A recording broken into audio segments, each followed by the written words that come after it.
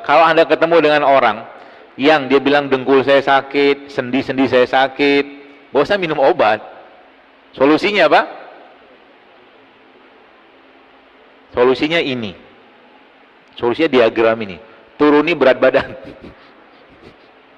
Kalau berat badan sudah turun, maka yang pertama stres oksidasi pada sel akan menurun. Yang pertama, kalau stres oksidasi pada sel menurun, apa yang terjadi? Selnya akan kembali riang ceria karena nggak banyak beban. Yang pertama. Yang kedua apa? Body fat dia pasti akan turun. Yang ketiga apa? Dia akan melaksanakan lebih dominan lagi proses secara terprogram apoptosis tadi itu loh. Yang keempat apa? Dia punya insulin, growth hormone segala macam, itu akan kembali di resetting sama tubuh. Yang kelima apa? Insulin sensitivitasnya akan meningkat. Artinya apa? Metabolisme gula dia akan naik. Yang kelima apa? Anabolik hormon dia akan meningkat atau hormon pembangunnya akan meningkat. Kemudian hormon-hormon sifatnya meradang-meradang itu dikurangi sama tubuh. Yang keenam, ya 7, 8 seterusnya banyak sekali, itu salah satunya adalah proses autofagi. Makanya ya, Bapak Ibu sekalian, kan di sini Anda kerjanya kan di pesawat-pesawat tuh. Ya kan? Pesawat tuh kan ada apa, general overhaul lah segala macam gitu kan. Perawatan tahunan lah, bulanan, macam-macam lah, saya nggak paham. Manusia itu juga sama. Ya. Perawatan tahunannya namanya puasa Ramadan. Tapi ingat, jangan lagi bebani badan dengan yang tinggi gula. Karena dia justru malah kebalikan dari sini kalau itu masuk. Coba Anda bayangkan, waktu Ramadan itu, katakan waktu seorang itu buka puasa, kalau dia makan, misalkan dia makan produk makanan yang tinggi gula, tinggi lemak, tinggi minyak, tubuhnya nggak bisa melaksanakan fungsi itu dengan baik. Maka sebenarnya, saya kadang-kadang mencoba mengguyonkan lah gitu kan. Bahasanya sebenarnya kalau kita lihat breakfast, fast itu kan puasa, sarapan itu kan breakfast kan gitu.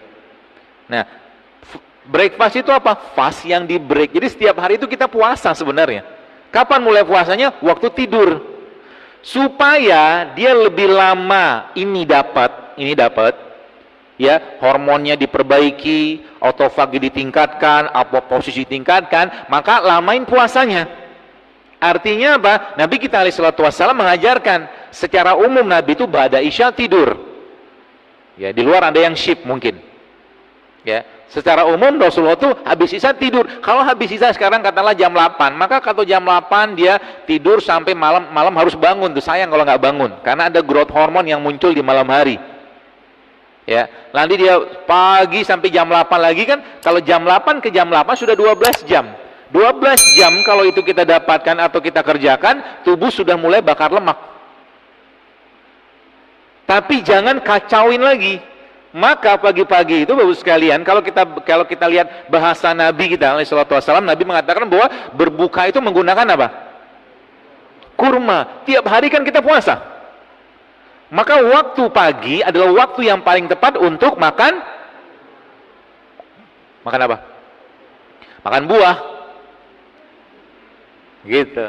Karena kalau kita lihat situ, semakin lama, semakin diprolong puasanya, semakin bagus. Terutama dengan orang-orang yang kelebihan berat badan. Tapi kalau katakanlah badannya sudah stabil, ya maintain saja katakanlah dengan protein sama karbo yang sehat. Kayak begitu ceritanya. Ya. Jadi semakin lama katakanlah, jadi kita mau bakar lemak tadi tuh lama ini puasanya. Kalau tubuh tidak punya cadangan glikogen, tidak punya cadangan gula, maka tubuh akan menggunakan cadangan dari lemak. Ceritanya begitu. Ya, kalau lemak sudah dipakai sebagai cadangan, maka seluruh sistem kita pelan-pelan akan diperbaiki sama dia. Gitu. Apa yang terjadi tadi, yang tadi diagram tadi itulah seperti itu. Jadi makanya dalam Islam ada servis tahunan, namanya puasa Ramadan. Ya, kemudian ada servis 6 hari setahun, namanya puasa Syawal. Lanjut lagi ada namanya servis rutin 2 kali sepekan, namanya puasa Senin Kamis.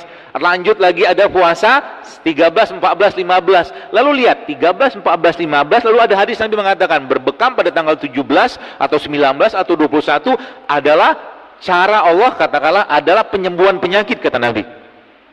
Ada urutannya semua itu. Ya gitu loh.